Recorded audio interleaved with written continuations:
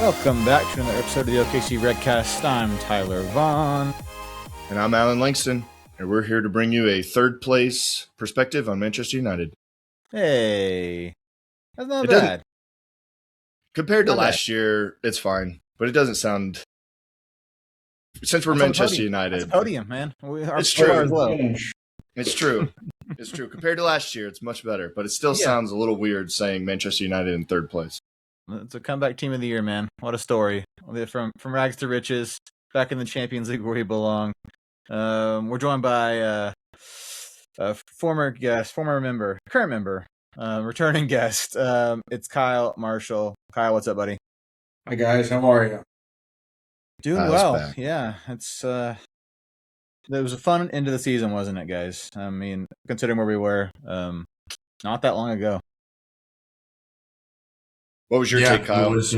It was a blast, actually, being able to watch good football and to enjoy, contending for. Well, obviously, we kind of knew where we were going to finish, but at least finishing the European Champions League spot, the European spot. So, yeah. That was. We'll get to our predictions at the start of the season. That's why we had Kyle back on, and hopefully Matt Jacobson can join us. But we all made predictions back in August, and one of yours, Kyle, was that you just wanted to see attractive football this year, regardless of what happened. So I think job done, albeit with a different manager than we started with, but we got there eventually. So you can check that one off as being a correct prediction for yourself. So well done, sir. So we ended the season on with 7 or 9 points from the last 3. Drew Sunderland 0-0 away, beat Forest 3-2, beat Brighton 3-0. Secured Champions League football, ended up finishing third in the table on 71 points. Allan, was that a good end of the season for you? Were you proud of the way the guys finished things out? Yeah, beating Liverpool, beating up on Brighton. I really didn't know what to expect going into the Brighton game, but the way they performed was impressive. I feel like at the end of this season, a lot of games for United, for whatever reason, no matter who we're playing, even if it's Villa last season when they're trying to go for a Champions League spot, we just push them to the side, kind of do what we need to do and get the 3 points. That's right. For whatever reason. Who is that? Matt just joined us. Matt jumping on. Is it you? Hello. Welcome. Hey, Matt. Matt's welcoming us to our own podcast. He said, thanks for jumping on. I said, welcome. Oh, okay. That's fair. I'm not welcome to the podcast. Who got the echo going on there? Is that you, Dubs? Is it me? It's Matt. I don't know. You just joined on and messed everything up. Great. We'll edit this out. You're welcome. Yeah. It's saying you're For some reason, it didn't default to have the echo cancellation on. Okay. Well, it said you're on a new track now, which is probably fine because we didn't really properly introduce you. But in case your earlier audio got cut, Matt Jacobson joined us just now. Matt, we were just talking about a little bit about how we made predictions back in August. You and Kyle were part of that show, and they weren't great, I'll be honest. But they were all bad. Somebody predicted. No, I think 2 of you predicted Arsenal to win. So they got Arsenal. I went back and listened to it earlier today. Okay, well, no spoilers. To see how bad they were. We'll get to that in a minute. But yeah, no, I think when we were talking about the way the season ended, I don't think any of us picked United to probably finish that strongly, at least in terms of points and just with the turnaround in the football and everything. But yeah, Matt, were you happy with the way the season ended and the way things went after Michael Carrick came in? Yes, I thought he did a great job. He improved. I mean, things improved under him, which, I mean, we were in 6th, if I remember correctly, when Amarim left. And the goal was, to get to Champions League football, and we got there. So I think you have to be happy about that. Yeah. Ended up finishing 6 points of Villa in 4th, 11 ahead of the worst defending champions of all time, Liverpool, not counting United in 2013-14. So yeah, really, really solid stuff. I mean, Allan, you mentioned just beating Liverpool is great, and the fact that they fired their manager, which I'm kind of sad about because I would have liked to see Slot go another season, but that's okay. I wanted to see more slot ball. So yeah, don't we all? He'll probably get a job somewhere else. I'm sure of it. Him and Eric Ten Hag can meet up and be bald together. Mm-hmm. Bald Dutch duo. Yep. Are we back, fellas? Kyle, are we back? Just yes or no? We Eric's at the wheel. we are in a much. I feel much better about where we're at, but being back is. I'm not hearing yes or no. No, That's not what if you want to yes or no, it's a no. We're not. Come we're on. not where we need to be. No, we're Allan, still be like back? I think that again, it depends. I guess what happens with City, what happens with Arsenal, but to contend for the championship and is still a little far gazing in my eyes, but it's we are eons better positioned than we were 8 months ago. Fair enough. Allan, yes or no? We back? Not yet. You son of a bitch. Next, Dubs, we back? No, but we're close. Oh, come on. We're back, baby. Come on. I would love to say we're back. I have to see next season us be able to push at least into the quarters of the Champions League, at least like the semifinals of the FA Cup, and get top 4 in the Prem. If we can do those 3 things, then just those 3. I feel like we're back. Well, and probably, either go to the final of the FA Cup or win the League Cup. Do something like that, and we still, get the quarters or semis of the UCL and top 4, then sure. I feel like we're back at that point. I think we're back and we're contending for the Premier League. Yeah. Which is fair. I don't know that we can balance all of the competitions and push and challenge next season. I would love to see it. I just don't know that we'll have the squad to do it. I think to follow both of them up, the 14 points off of first place when the Premier League was the only thing we were doing. Not the only thing. We just checked out everything else early that we were obligated to take part in. It became the only thing very quickly, yes. What's crazy, too, is we, through the Christmas period, could have easily picked up an additional 8, 9, maybe 12 points because we dropped like Everton again. When Everton were down to 10 men. Didn't we get a draw against like Wolves or Burnley or somebody? I think we drew them both, right? Maybe just Wolves.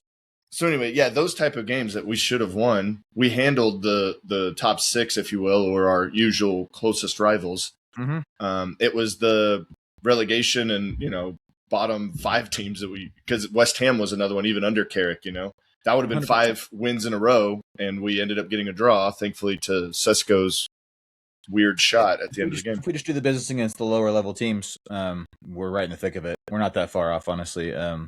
Having said that, more competitions next year will definitely stretch the squad a little thin, so recruitment's going to be very important this summer. But sorry, Tyler, that's not to downplay what Matt is saying. I'm just saying, like, yes, we were 14 points off, but we also had a bunch of games that we probably should have won and been right there.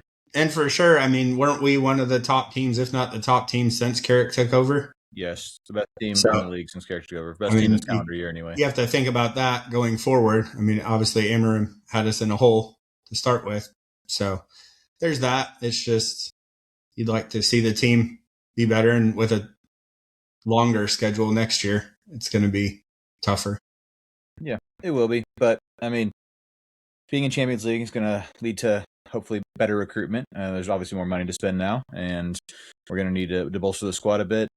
They look good. And when I say we're back, I think along the lines of just having that swagger again, having that kind of putting that fear factor in the back in the other teams, and just playing the United way, quote unquote. I like Kyle said, attractive football, and that's just part of the way United play. We're not like Arsenal. We don't sit back and play set pieces and play boring football. We're known for being an attacking, swashbuckling, fun to watch team, and that's what we saw a lot of, which I'm happy to see. And all things being equal, if we're not winning games, at least we're fun to watch, and that means just as much. That's my fourth place trophy. Was everybody pretty happy with the performances? Because after the first 5 to 6 games under Carrick, we started to see some dips and some odd performances. Yeah, I guess there were a couple, inconsistent. Right? I guess ultimately they got results though. They found a way, and doing the double over Liverpool, they almost blew that one, but I think I think you could argue we rode our luck a little bit too. Agreed. I think you could definitely say that. But I don't know. A lot of people thought we'd get that new manager bounce, and then we'd fall off a cliff and be struggling to qualify for Champions League, and that didn't happen. They found a way to get it done and did it pretty comfortably in the end. So I'm okay with it. Kyle, are you How do you feel? Yeah, I mean, I think that given the cards we were dealt, we performed about as well as we could have. Obviously, Bruno having a record-setting season doesn't hurt, makes things a lot easier. But there were some inconsistent performances from, obviously the back line from Sheshko, from Boymo kind of fell off a cliff there second half, last third of the season. So, but I think overall, given the injuries, given what we had to go through, the manager change, the kind of reconceptualization of the tactics, I think we did about as well as we possibly could have. And obviously, finishing third and being the best in the calendar year, but obviously, you wish you could do more. Like you guys mentioned, dropping points against some lower level teams is frustrating to say the least. So, but I think the core is there. I think if Bruno continues playing at the level he has been, I mean, we should be contending for the Premier League next year. I don't know if all the pieces are there, and I don't like being so reliant on that one piece. So, all valid points. Well, you mentioned Michael Carrick, and we all mentioned Michael Carrick. Are we happy that Michael Carrick is the man? He's been named the head coach permanently since we last recorded.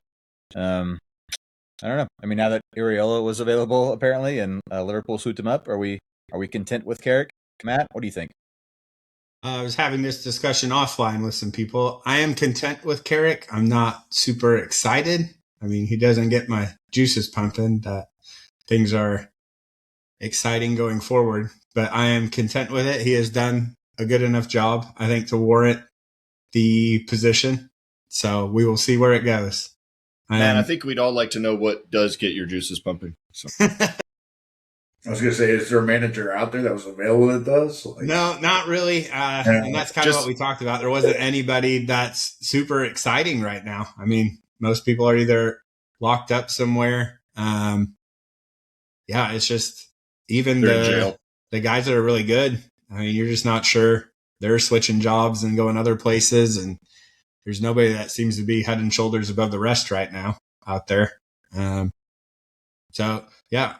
fine giving him the shot. Yeah, they can always fire him in a few months and then, plucking Luis Enrique away from PSG, right? That's the plan if it doesn't work out? Yeah, definitely. Kyle, who would you go for? Would you rather have Areola or would you rather have Carrick? I mean, Carrick earned the job. I mean, I can't. Yeah. I mean,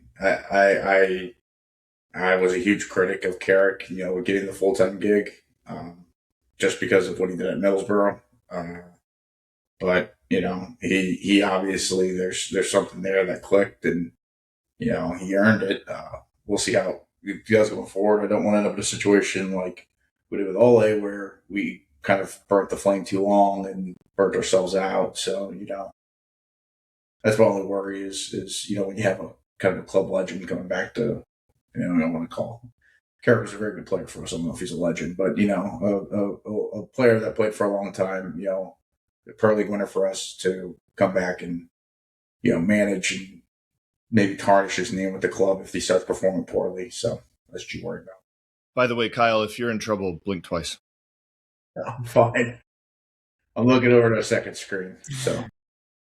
Yeah, I think I was listening to Talk of the Devils last week, and they were mentioning, I think it was Andy Mitten talking about it, but saying that just Michael Carrick's approach to the players and man management is completely different than Ruben Amorim, talking about how he went in and asked the players what position they preferred to play in, just first and foremost, like where do you see yourself playing, and getting their input first before making decisions. Not that they necessarily will do whatever they want, but I mean, it's important, I think, to ask that sort of thing and just being open and collaborative and a communicator. All the time we'd see Amorim, on a different field watching them train and not even their present sometimes. So I think tactically maybe Carrick is not as advanced as some of the other managers out there, but as a man manager, he might be onto something, and I think that goes a long way with players these days. Obviously, to be the best in the world, the best in Europe, it takes everything, but if he can just get the best out of the squad he has, like he did when he was here already, then I think that's going to bode well for the future. So I'm excited for it. I mean, I don't know if my juices are flowing, but I'm excited to see Carrick back again and see what he's doing, because I think he's an Uganda guy. He gets it, and it'll be fun. I'm excited as well, and I agree with Kyle. I think he earned it. I don't know what else he really could have done, and he did about as well as he could have done. And I don't know what choice they had. I mean, I feel like they kind of had to probably give it to him. Me and Kyle did talk a few weeks back, though. I kind of feel like if it wasn't a World Cup season and certain managers weren't locked into their national team, Carrick may not have actually gotten it, even though, he probably did earn it. I think they may have taken the chance on like a Tuchel or a Nagelsmann or somebody with a little bit more experience. You're probably right. And there's a good chance some of those guys become available here shortly after the World Cup. And then, if the things don't work out with Carrick, then, we'll have pick of the litter, I'm sure, amongst those failed managers. Deschamps already leaving France. Take him, right? Yeah. Is Zidane taking over? Is that what's going to happen? Probably. That's what's probably happening. Yeah. Well, one day he'll manage United when he learns to speak English. Once he masters the English language, I'm sure he'll be He'll be right on it. Yeah.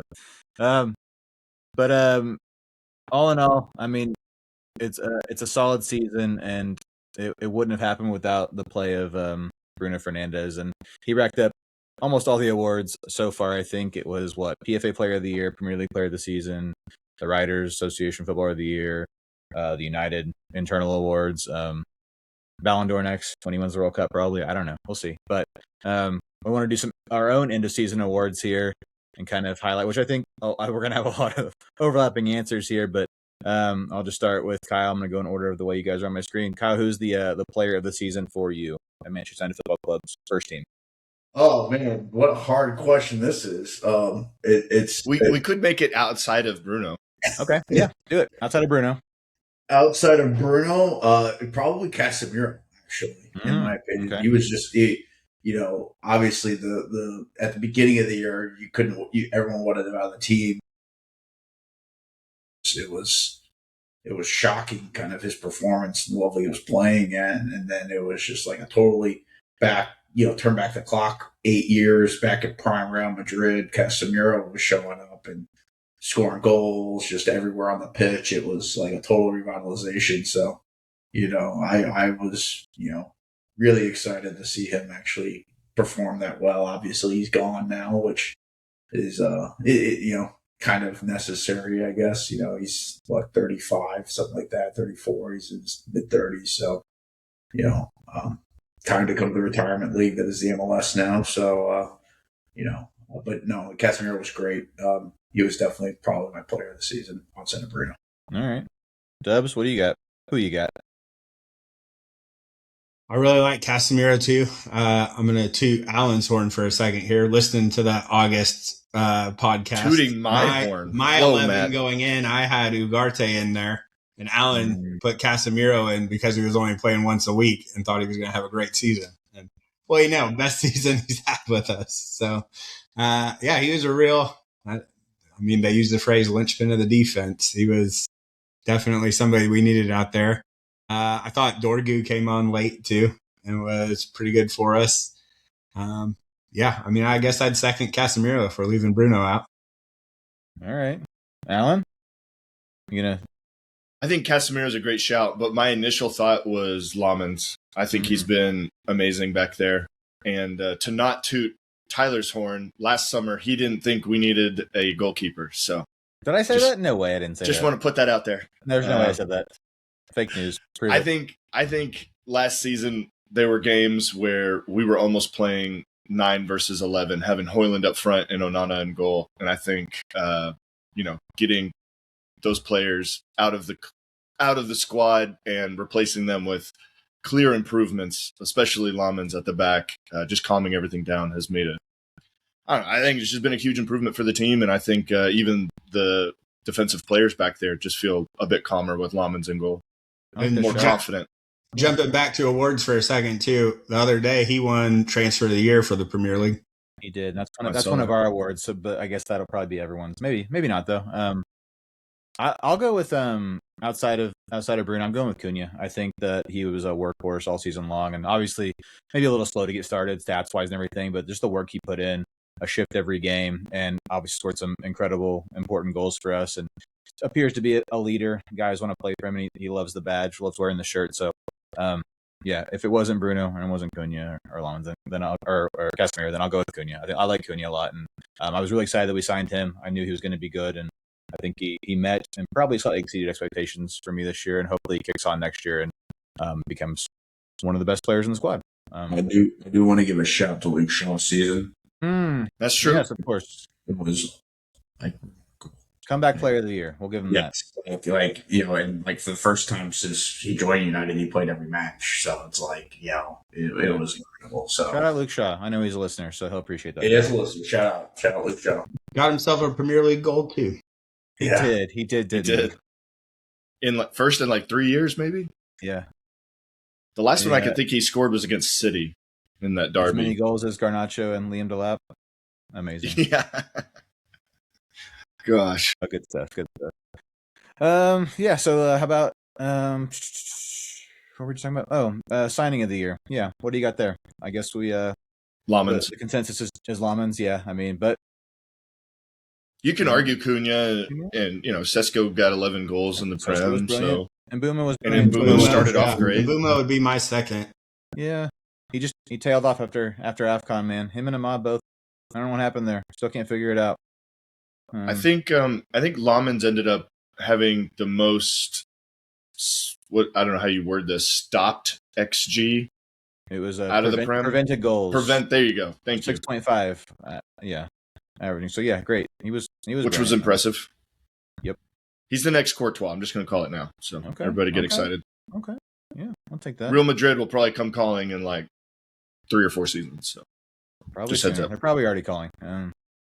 Yeah, no, I agree with that.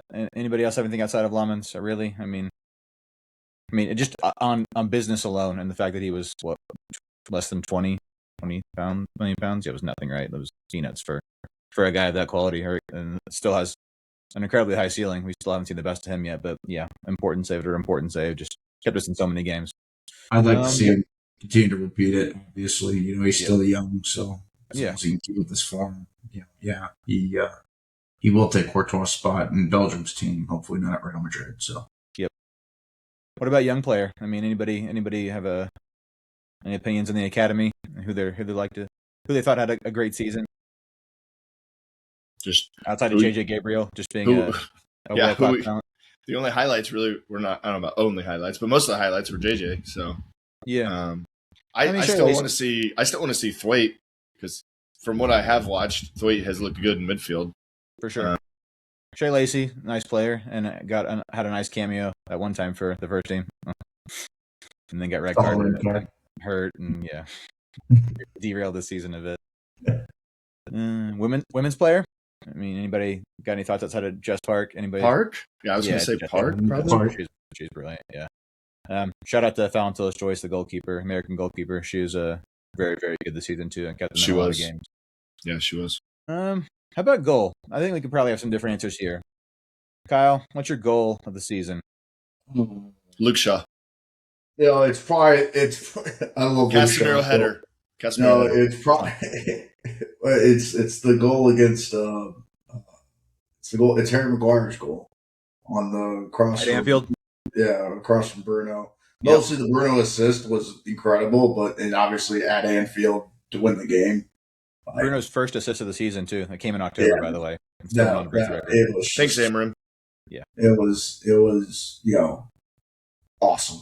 Not enough praise for how hard that was. That he made it look so easy. That pass was first time volley. If you've ever played soccer, it's just that's insane. So next level. Dubs, you got a different answer than Harry Maguire at Anfield? Yes. I'm going to say the long one from Cunha against Arsenal. The winner, yeah. Matt, you took mine. Oh, boo. I told you, Tyler, not to have Matt on. Sorry, you should have gone first down. You're in the last spot on my wheel here. I'm just kidding. I'm glad we agree, Matt. You want to add anything to that? What'd you like about the goal? I'm a sucker for long distance strikes. I mean, I'll just blast it in from outside the box. I'll take it. Yeah, I'll echo the game and the sentiment about long distance goals and go with Dorgu, just because nothing sweeter than just smashing a volley like that and catching the bar and dipping in. And I mean, just on pure, like Rooney's goal against Newcastle reminded me of that from back in 2005 or whatever, where he just yelling at the ref and turns around. And it's just I love someone just hitting the shit out of a ball, and when it hits the bar, that much sweeter. And being at the Emirates, all those things, wearing the black kits, just just pure class. I think Cunha a close second. I think for sure.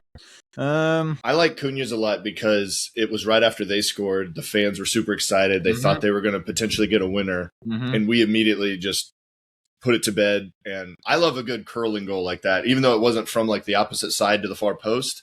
I just thought the curl was great. It was around his, fellow Brazilian teammate Gabriel and right into the corner. So, and then he got to do his little dance. Yeah, because we're used to dancing at the Emirates, or at least watching United players dancing at the Emirates. Yeah, he added to the long list of players who use the Emirates as a dance floor, which I love to see, and long may that continue, hopefully into next season as well. That's right. Well, do you all have another goal or game or moment of the season that you liked? I guess Kyle, would it be Harry's winner at Anfield? Is that deal for you? Yeah, I mean, the last time we won at Anfield was Louis Van Gaal. Yeah. It was. It's been a minute, and one field. And it was, and I have some close friends that are some Liverpool supporters, and so being able to dance on the grave a little bit, especially when it's slaphead scoring, it makes it even better. So he only scores winners. So I mean, he's the best. So Dubs, anything different for you? Is it the Cunha goal? I'm going to stick with that Arsenal game. I think coming out on top, beating the eventual champs, that's a highlight of the season for me. Without Allan, too much European soccer, that's what you got to look for highlights. It's true. Allan? We didn't have a Europa League semifinal comeback this season, but it was pretty epic last season. I would probably shout out the Arsenal game because they had to prove that the City win the week before wasn't a fluke, wasn't some manager bounce. They were the real deal. So it was impressive to see them play the way they did. But if I had to pick, I think the moment that sticks out for me the most, other than the Arsenal game, would be Cobby's winner versus Liverpool. Allan, come on, that was mine. Yeah, that was mine. It was Harry a close second at Anfield, but honestly, just because it's Skinnies for me, that one. There was a woman sitting nearby who was just acting like she was womansplaining soccer to everyone and how good all these Liverpool players were, and I was just sitting there like, is she for real right now? Like, asking like no one knows anything about this game. And then we scored, and everyone was like, limbs everywhere and in her face. And it was one of those games where like we're up to nothing, and then we give them 2 goals, so we're in a bit of depression that this could end up in a draw, or Liverpool were playing better in the second half, so they could have even got a winner. And so it's like, do we really give this 3 points away like this? So the fact that he stepped up, and after the season that he's had, where Amorim was almost about to sell him, so the fact that he was able to get the winner in a huge match like that, especially for helping the squad secure Champions League places, was a big deal. And in front of the Sheffield Inn, yeah. I think all of that stuff coming together kind of just makes that moment stick out in my mind for the season. But yeah, Harry Maguire's or the Arsenal game are huge moments as well. So all good stuff. We had a lot to choose from this year. We can't say the same about last year, so this is much better than having to try and do this last year and scrape together highlights. All in all, we finished third, and we talked about maybe Arsenal not being the greatest of champions. But what are our thoughts on the Premier League as a whole right now? It's clearly still, I think, clearly still the best league in the world.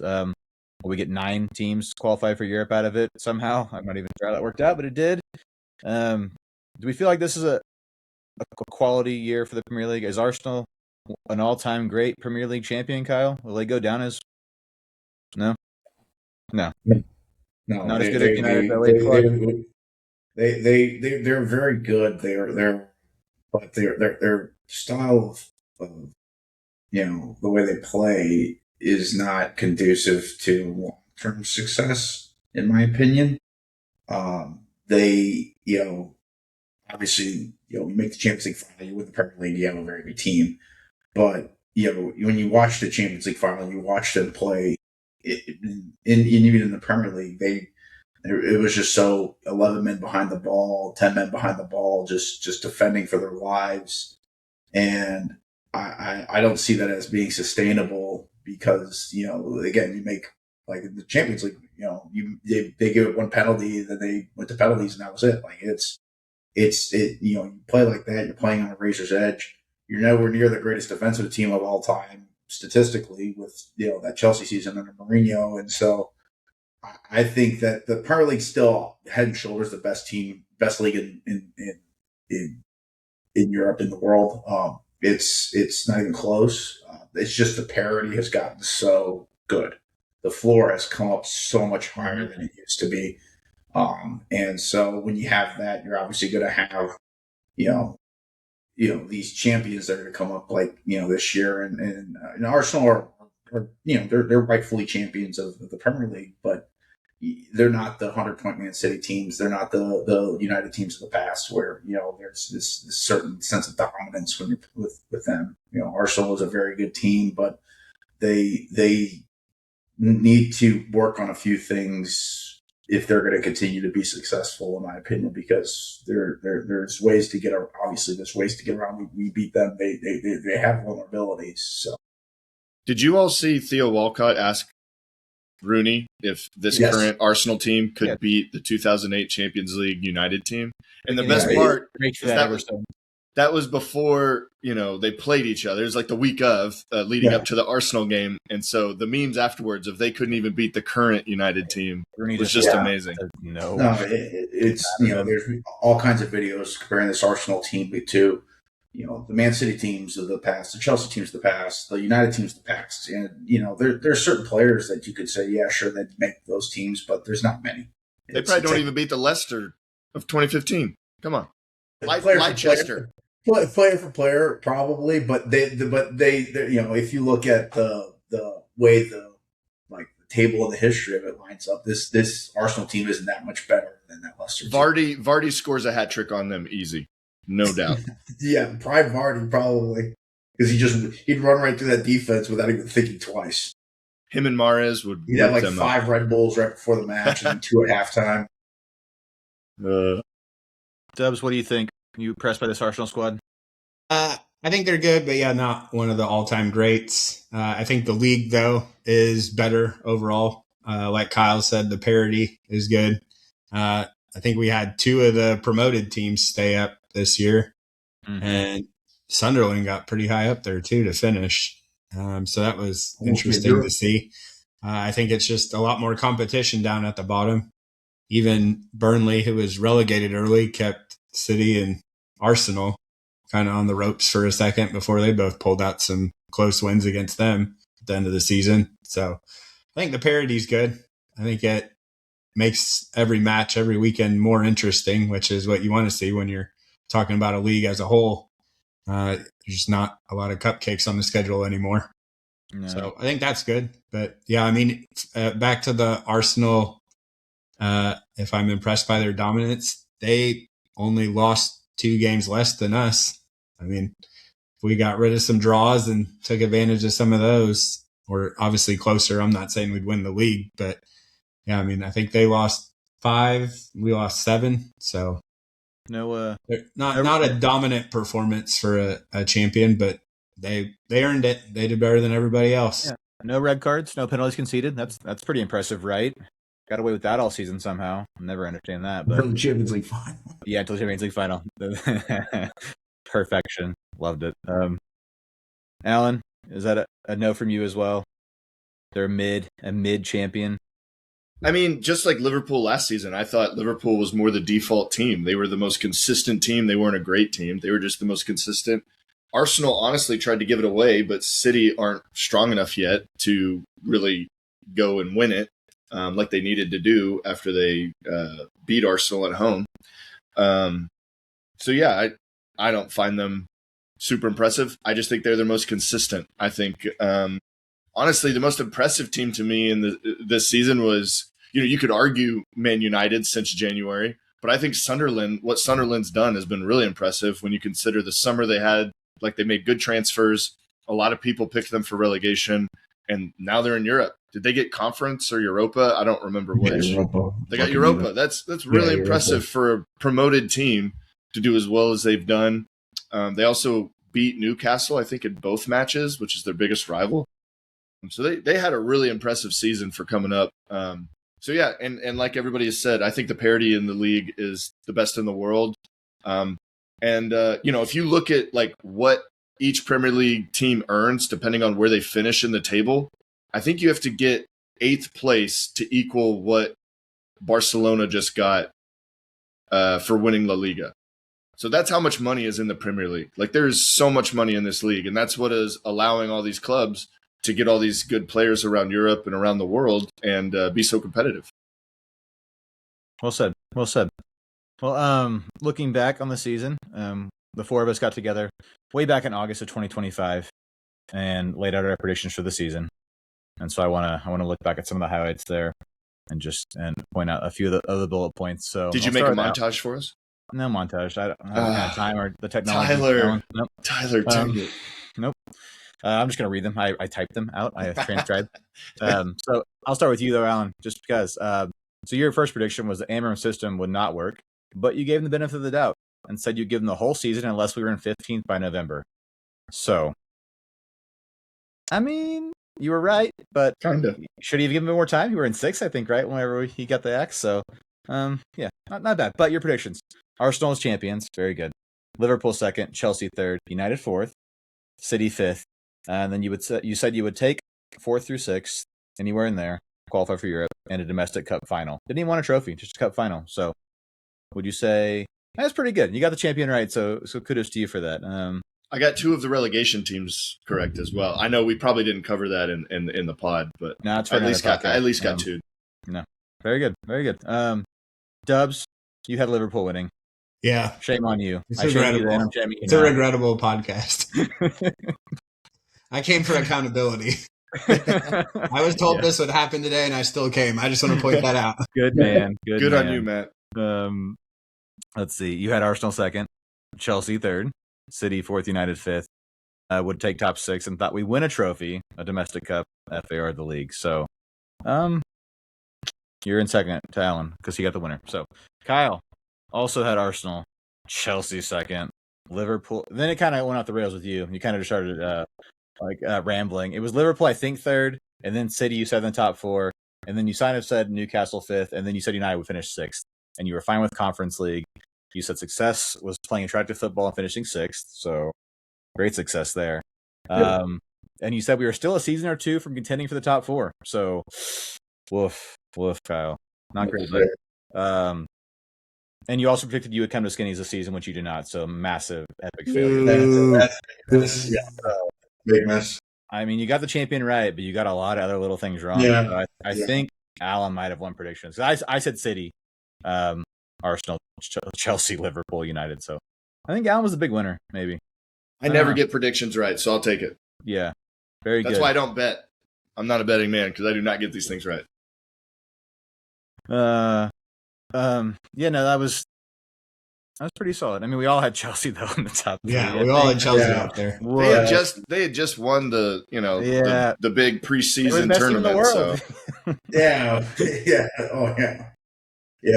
They were signing players left and right. Like, we had no idea.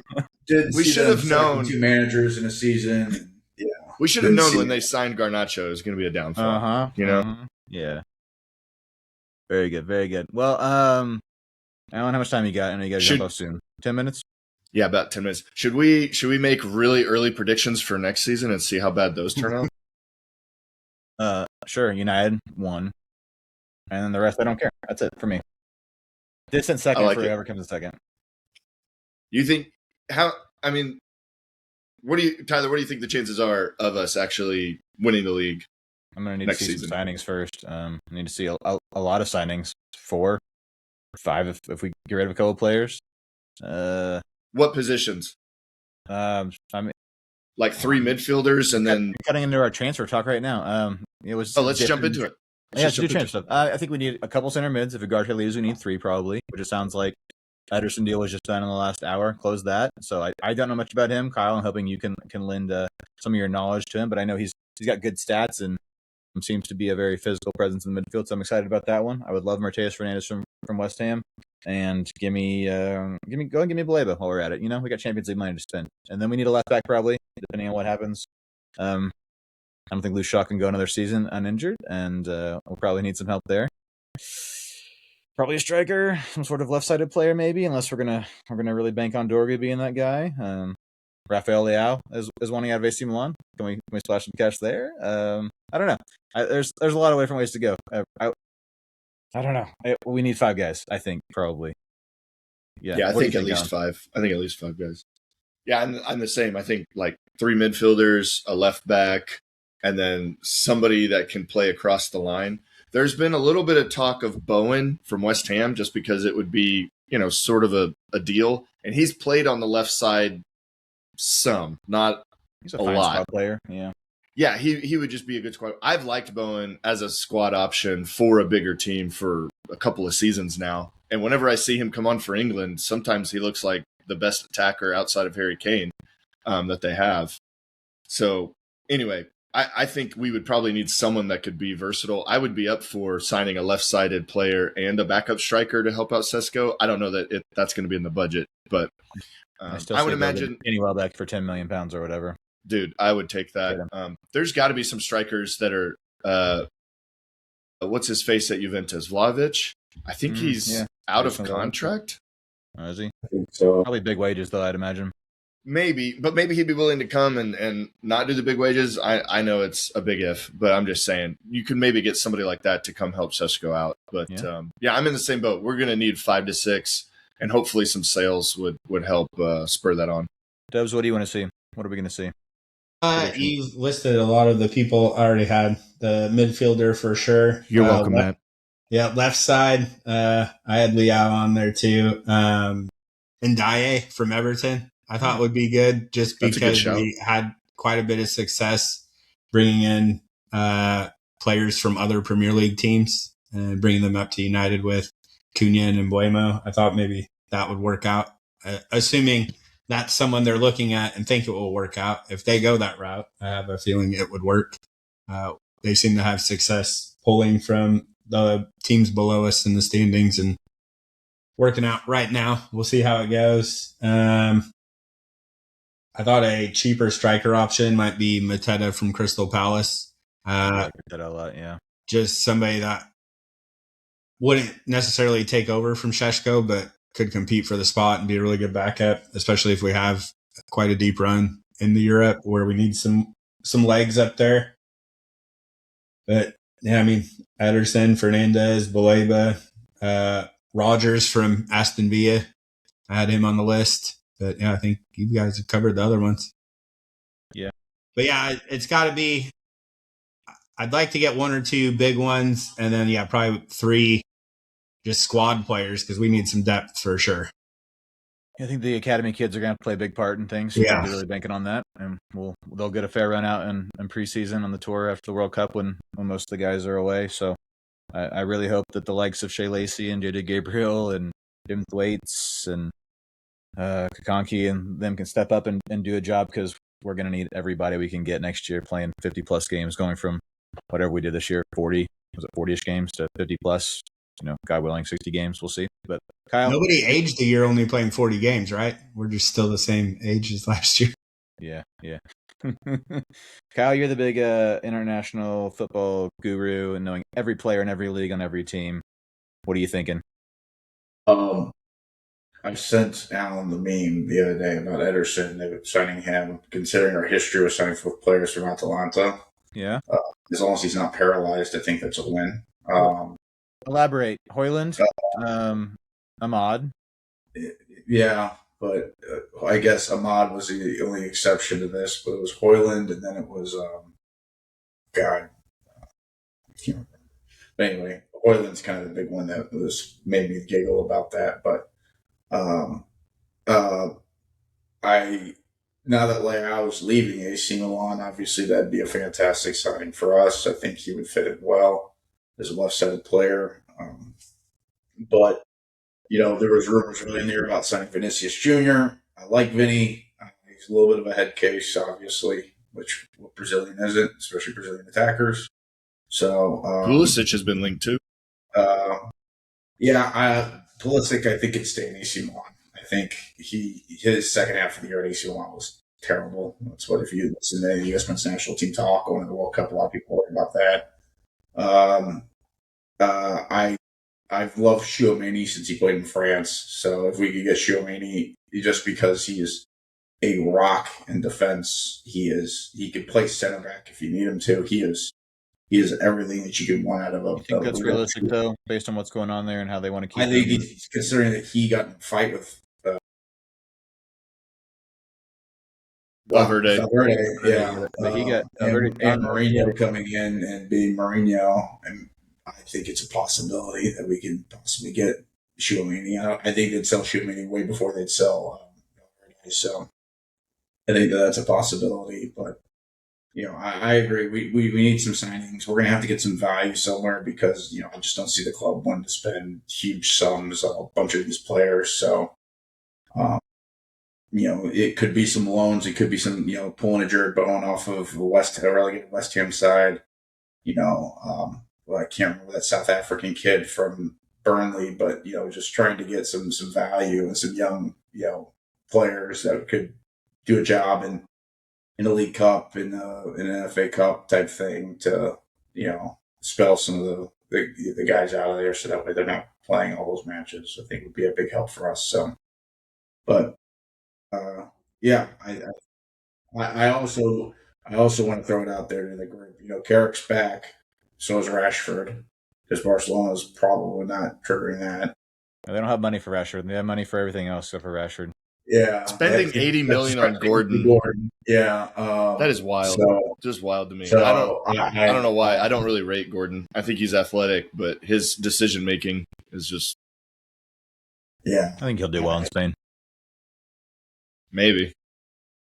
Exciting for Barcelona, but yeah, I don't see Rashford staying, but Carrick has obviously, whenever he was here before his previous spell, he leaned on Rashford a lot, and obviously Rashford's going to the World Cup, so played decent Barcelona, so I wouldn't hate the idea, but I just don't think it makes sense. So Jedi Robinson, anybody want to see him on the left side?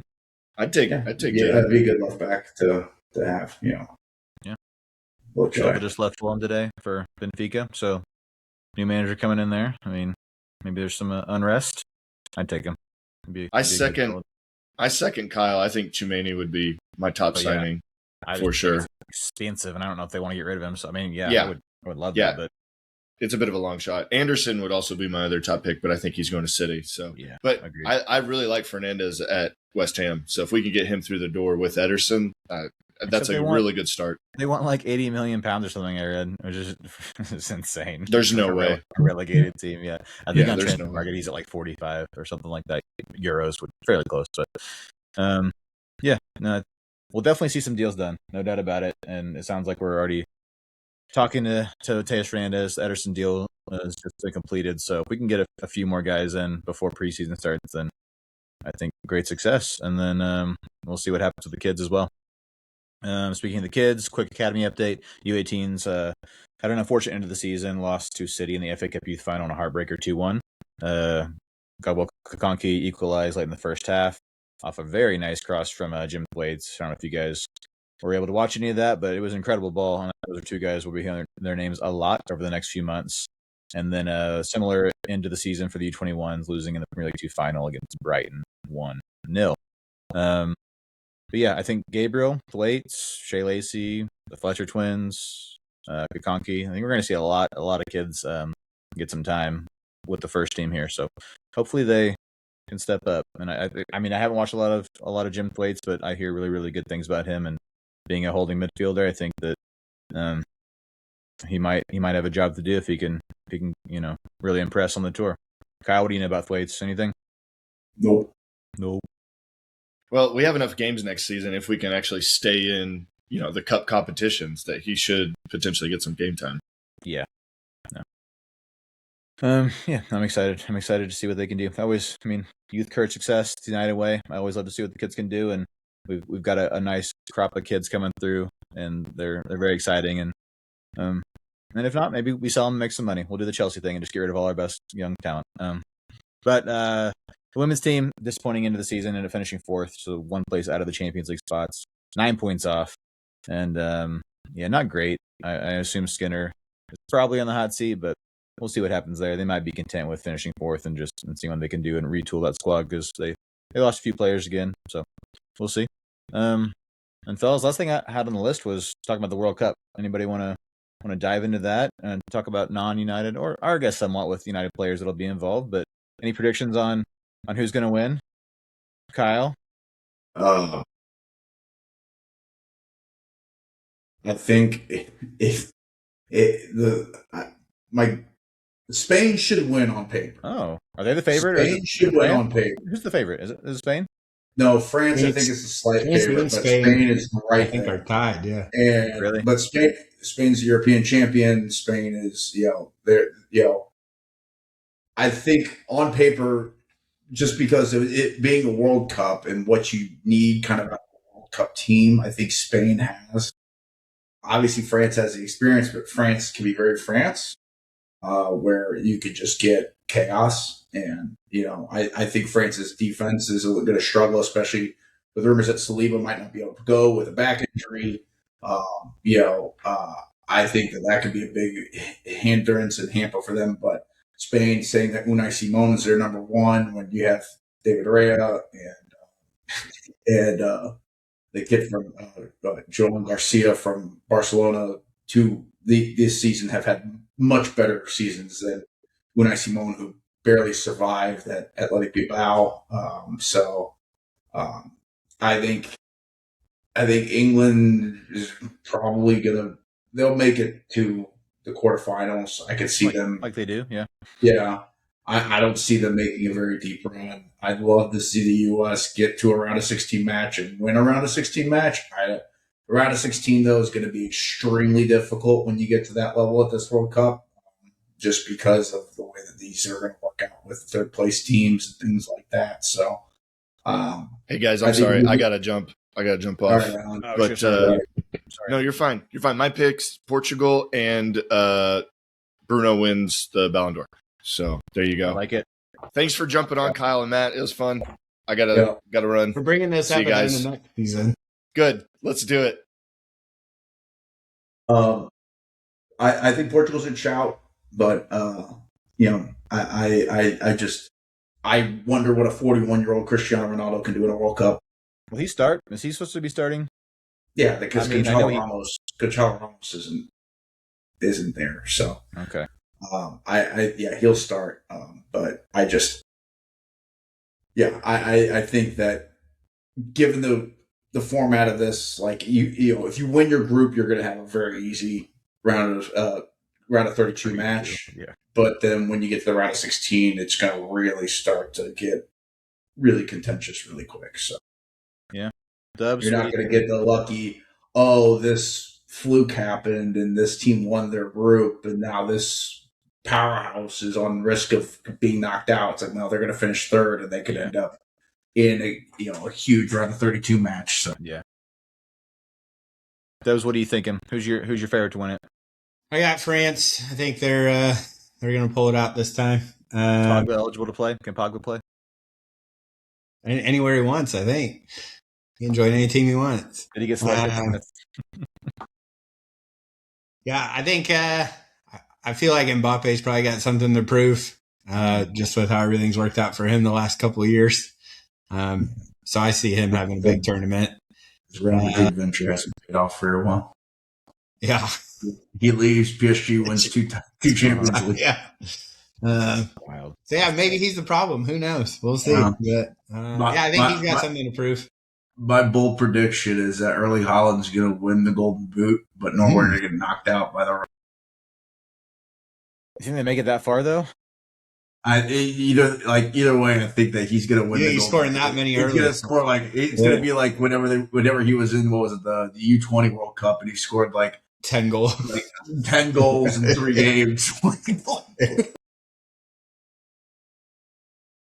I hope Portugal wins it. I mean, if the U.S. can't win it, of course, then I want to see Bruno do it. And I still have an affinity for Cristiano, obviously. So of course, to see Diego Dallo. Yeah, I mean, of course, Dallo. You mean he was our former Player of the Year, so of course I have some love and appreciation for Diego as well. But and then if we get the other Fernandez too, yeah, that would be good. Oh, he didn't make the squad though. He's not playing for Portugal, I don't think. I don't think he Dang. did. Like, Yeah. But I mean, really, I just don't want to see anybody get hurt. That's my biggest fear with international breaks is what could happen. I mean, I'm sure someone will go down. I'm glad Luke Shaw and Harry Maguire didn't get called up, as sad as that is for them, and I think they probably deserved it, or at least one of them. I'm not sad that they get a little more time off. That's for sure. yeah. Where are you guys watching? Kyle, you get a place to watch? So I'll be in the Florida Keys for the first game. Okay. For the U.S. and for the second game of the U.S., I'll be in Seattle for the game. Oh yeah. So going to the game in Seattle. Outside of that, I'm gonna kind of between watching my office, which I'm sure my boss is gonna love, and going to there's a United bar here in Cleveland. It's in Ohio City. It's called the Old Angle Tavern, so it's a pretty good place to watch a match. So right on. I pop in there, and I can't remember where the American Outlaws are here, but try to show over there too. Dubs, you're also making a trip to Seattle, yeah? Correct. I am also going to the Seattle game. So we'll have to. Let's go. I didn't know anyone else was coming. Like, that's. Other podcast guest Tim Chigorowski is coming with too. So we will be up there for the Seattle game. Nice. The ticket process for this has been wild. Like, it's weird. Like, you don't know where you're sitting until like 3 weeks before. Like, all right, here we go. Yeah, I got in and got tickets for Netherlands, Tunisia, and Kansas City, and then it's just like behind the goal, at the very top of Arrowhead. But it'll be something. The only problem though is that game is right before the U.S. game, and it's going to be a nightmare getting out of there. So I'll probably be watching the U.S. game on my phone. I already know, but that's all right. It'll be something. And then maybe we'll see what happens in the knockouts. If they play closer to home, I can try and swing one of those. But I don't know. There's one situation where we end up in Dallas. It's finished second. I think we play in Dallas. Yeah, which is possible. Turkey's a dark horse. A lot of people are picking Turkey to be a dark horse. So, but you think after yesterday's performance for the U.S. that momentum's gonna shift back? Things are pretty, for a while, but it was a pretty good win against Senegal. Yeah, it was a good win against Senegal. I have concerns with the back line. I have concerns with the goalkeeping. Matt Free should be starting for us, in my opinion. I think that we should probably be playing three at the back, which we did against Senegal. I like the idea of Dest and Jedi being able to play more as wing backs. It gives us more flexibility also in those wing back positions because Tim Weah can slide over there. Even Weston McKinney can slide over there. My other concern is that if Tyler Adams gets hurt, we're screwed. We don't have another DM. I mean, Sebastian Berhalter, I guess, can play that role, but not bringing Tessman and Johnny Cardoso being unavailable handcuffs us in that position if Tyler Adams goes down. Chris Richards all right? Like long term, is he all right? Yeah, it was an ankle ligament like thing, so I think he's okay long term. He should be good. Having my old high school buddy Tim Ream out there still is wild to me, but he captain. He's named captain, right? Yeah, he's named the captain, right? Which is awesome because again, he's a St. Louis kid. I went to high school with him, but it's everyone I went to high school with probably should be on the tail end, which he is obviously of his career. Playing at this level is like, all right, good on him. He's still Chris Richards was very good still, but he's still a great passer of the ball, great left-footed center back to have. So and obviously he has chemistry with Jedi. They played together for so long at Fulham, but I'm a little concerned that once we start playing big, strong attacking teams, how's that back line going to hold up whenever if we end up there's a situation where we play Argentina, it's like, could you imagine trying to defend Julian Alvarez and Messi and all this stuff with that back line? It's like, God help us. So. Yeah. All right. Well, fellas, I think that's a good place to stop. We're about the hour mark here. When I'm not, well, no, I think I'll be at Skinny's for most of the games. I'll go to the first one at Skinny's and see how it goes. Dubs, if you're around for any of the games, hopefully I'll see you out there. Yeah, I think that's my plan. First game at Skinny's for sure, and then we'll see from there. Right on. Yeah, they're doing a big thing out back. Hopefully bigger TVs than last time, but definitely having booze out there and porta potties and all those things. So it sounds like they're doing some proper planning this year, which is good. But yeah, you'll find me out there. You'll find a lot of us out there. But that's a good way to end the podcast for the season, fellas. Thanks for bookending it. Appreciate you jumping back on and sharing your thoughts and knowledge. And hopefully we'll do this thing again maybe here in a month or so, or after the World Cup, and kind of see where things are at. But yeah, Matt, Kyle, appreciate you. Appreciate everybody listening. And until next time, come on, you Reds, and come on, you Yanks. Let's go!